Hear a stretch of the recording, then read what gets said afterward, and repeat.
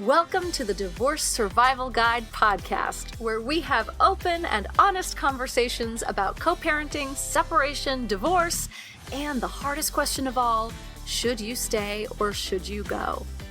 I'm Kate Anthony, your divorce survival guide, and I'm here to help you navigate some of the roughest waters you've ever swum in and answer some of your toughest questions. I've been to hell and back, and now it's my mission in life to help you get to the other side of this process with your sanity and your heart intact.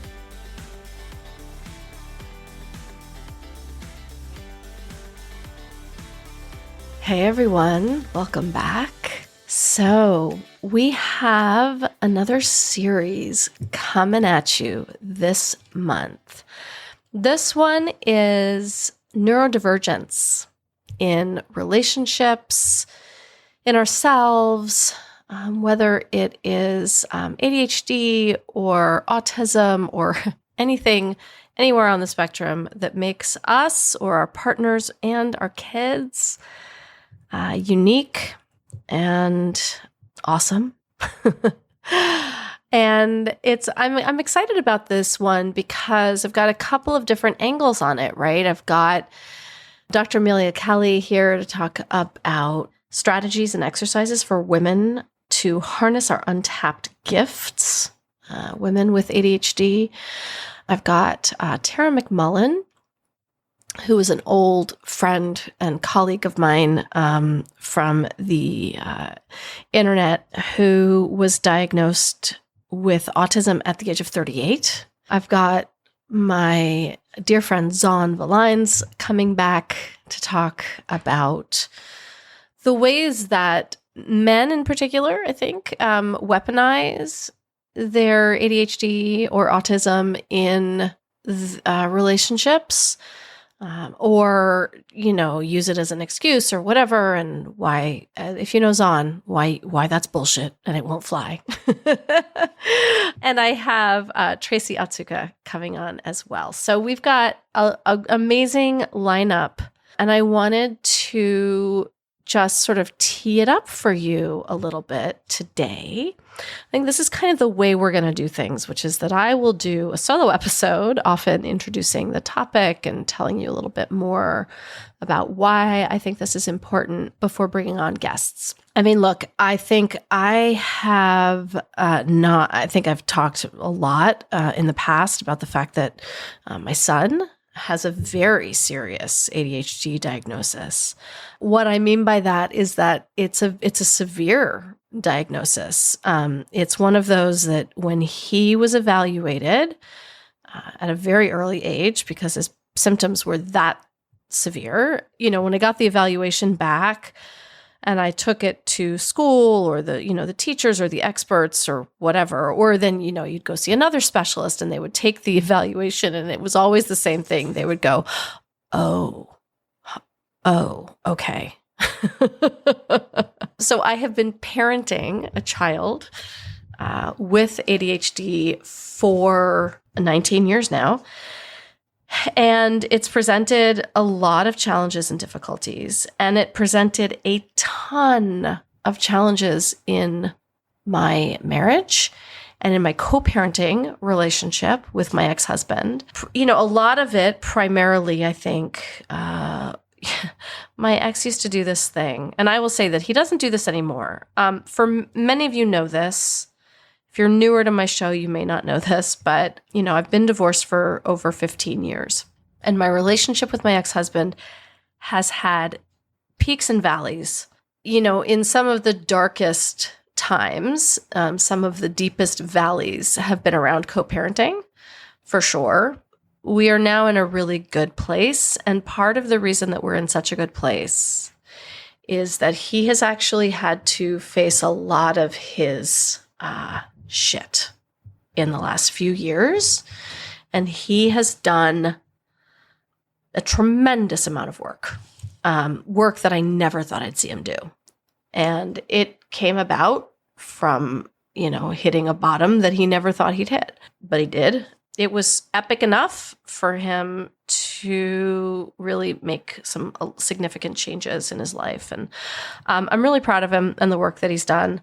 It's been really, really challenging, but it has been truly, truly a gift for all of us. And look, a lot of people are going to say, oh, well, if Kate's husband can change, Kate's ex-husband can change, maybe mine can too. It's been 15 years and it's not my story to tell, but I will tell you that the bottom that he hit was dark and terrifying. There was some suicide watch. Yeah, it was dark and terrifying. If someone doesn't hit a bottom that dark and terrifying, it's very unlikely that they'll actually get the help that they truly, truly need. I mean, that's a classic thing that we all go through, right? We don't change until we have to. Where my ex hit, listen, telling your husband that you're leaving them and them going, oh my God, no, wait, I'm going to change. That's not dark and terrifying. So look, I'm not saying that it's not possible to change. And I'm not saying that when your spouse tells you that they promise they're going to change, that it's not possible for them to do so. I will tell you, statistically speaking, and from what I have seen in thousands of cases, is that it's very unlikely. That's my experience. That was a massive digression, but for a reason, which is that my ex and I now have a different co-parenting relationship, partly because my son lives with me full time in the dark place. My son opted out of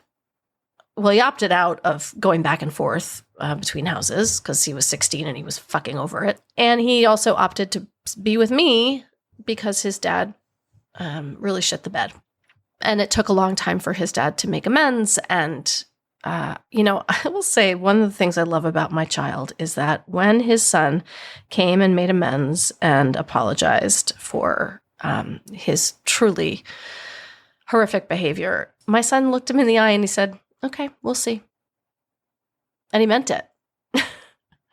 There was no codependence in it. There was no scrambling for daddy's love. It was, yeah, okay, that's nice. You said you changed. We'll see. And that's what happened. And it was really, I was so proud of him in that moment. And we have seen, and so their relationship has definitely gotten better. But in the before times, when we were just co-parenting and things were still tough and blah, blah, blah. One of the things my ex did, which is so fucking common, right? Anyone of you with children with diagnoses of any kind will probably relate to this, right? That they know better. They know better than the experts somehow. So my ex would always go into a school meeting and he'd be like, yeah, I mean, Emmett has ADHD, but it's not terrible or anything. It's not really bad. And I would be like, yeah, no, it's really bad. It's very severe. And he'd be like, thinking I'm being dramatic about it. And then of course we would get the evaluation, or that the teachers would get the evaluation and they'd be like, yeah, so this is really severe. Right? My ex never read a book, never listened to a podcast.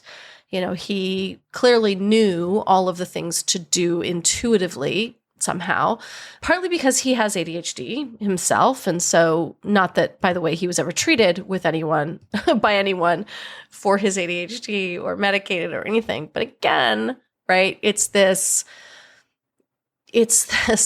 idea that they know best.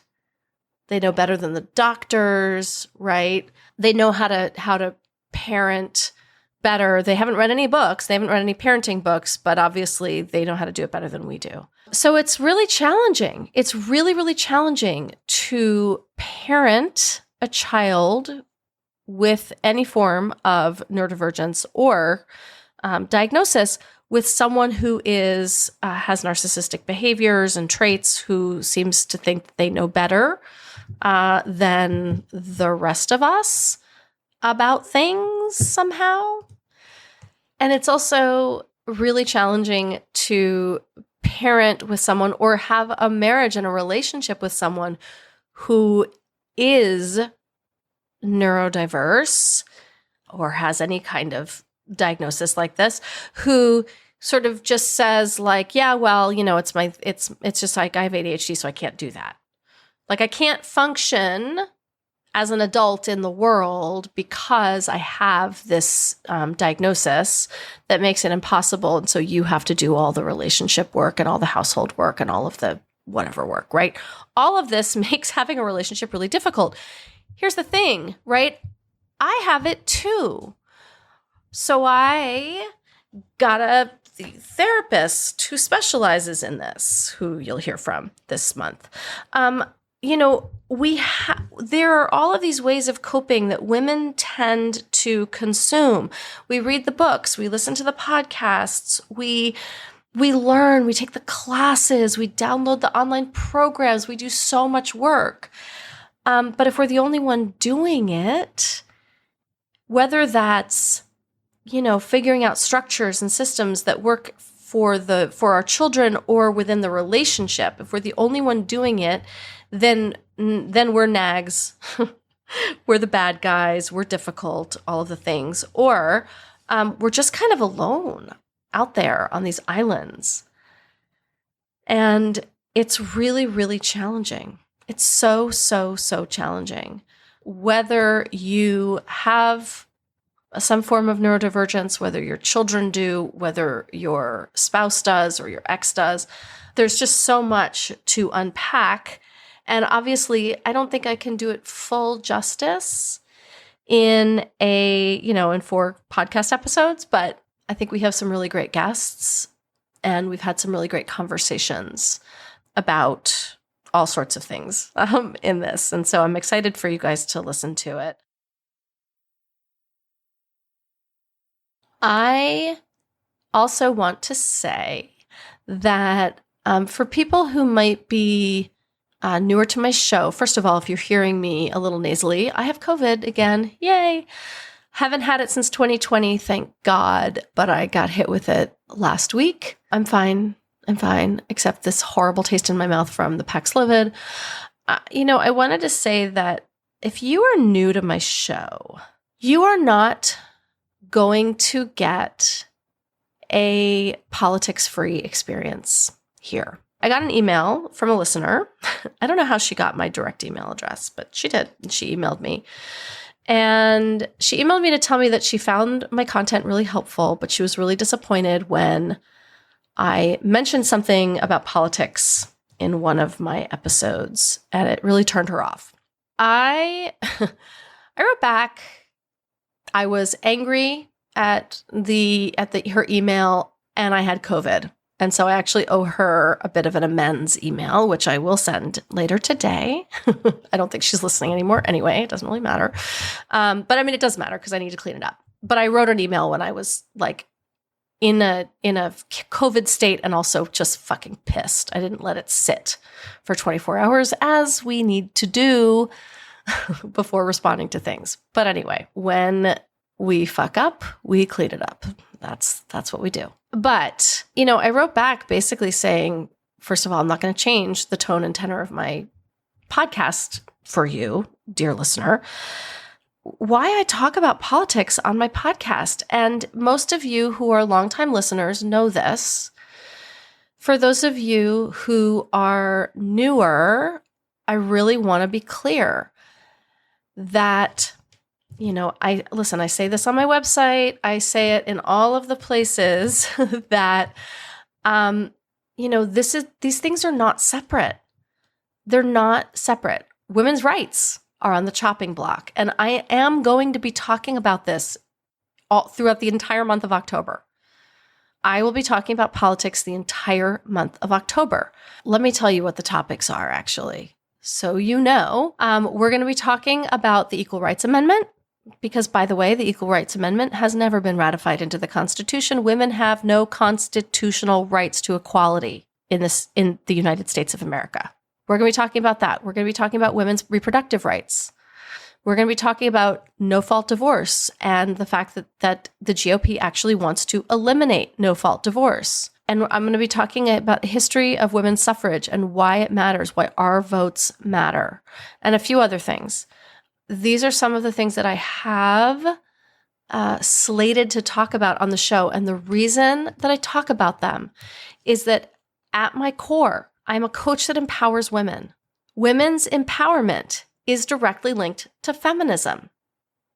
And feminism is about the eradication of the patriarchal systems that oppress women. And this country in particular is a patriarchal country. This is patriarchy. And this has everything to do with your marriage. Everything. All of your toxic and abusive relationships are a direct reflection of the political landscape. Right now, women's rights are on the chopping block. We've got the wage and income gap, which is not getting much better, right? We've got the overturning of Roe. We no longer have autonomy over our own physical bodies. And now we have, we've got people like J.D. Vance saying that, childless women should have, our votes, childless women's votes should matter less, should hold less weight because somehow they don't have as much say in the future of our country.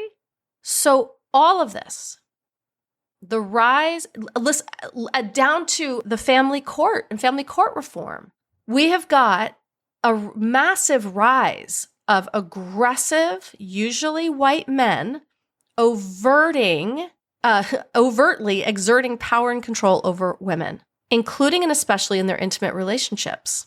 And that is directly correlated with the more overt expressions of white supremacy in our nation and in the rest of the world.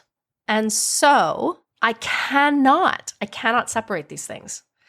And anyone who says, I don't talk about politics in my work. If they're talking about women's empowerment and they're not talking about the ways in which the patriarchy and the country and the laws and the systems in this country are designed to disempower women, to taking our rights away, stripping our rights away, you're not empowering women. You're just not. So I will write a more kindly toned email to my listener who wrote in. But for the rest of you, I just want to make it really, really clear. And listen, I am not here to be like, and if you don't like it, you can go somewhere else. If you don't like it, you can go somewhere else. But I want you to actually consider what I'm saying. I want you to consider that who you vote for actually matters for your rights, for your ability to choose the relationship that you're in, for your ability to choose what you do with your body, and for your daughters. We're creating something here. And it's fucking terrifying. It's terrifying that 53% of white women voted for Donald Trump in 2016. And I really think that in 2020 that shifted. God help us if that doesn't shift again. Some more, I want to remind you that when you go to the ballot box, you get to vote for whoever the fuck you want to vote for, because your vote is yours and yours alone, and it's private. We're going to get into more of that in October, so I'm going to leave it there for now. But I just wanted to make sure that everyone was clear, that we're all on the same page about what's coming up and why it's so important. But for now, we're going to focus on neurodivergence in relationships and in yourself and with your kids, and all the sort of messiness that creates, but also just the really incredible opportunities that it also creates. One of my favorite episodes this month is with Dr. Amelia Kelley, talking about how ADHD can be such a gift and how we can tap into that, especially for women. Please stay tuned this month for all of the yummy goodness that is ahead. And I will talk to you guys next week. Bye. Thanks for tuning in to another episode of the Divorce Survival Guide podcast. If you like what you hear, head on over to Apple Podcasts or wherever you listen in and leave me a review. And don't forget to follow me on Instagram at the Divorce Survival Guide. I'll see you next time, and until then, remember, you, my love, deserve to be happy.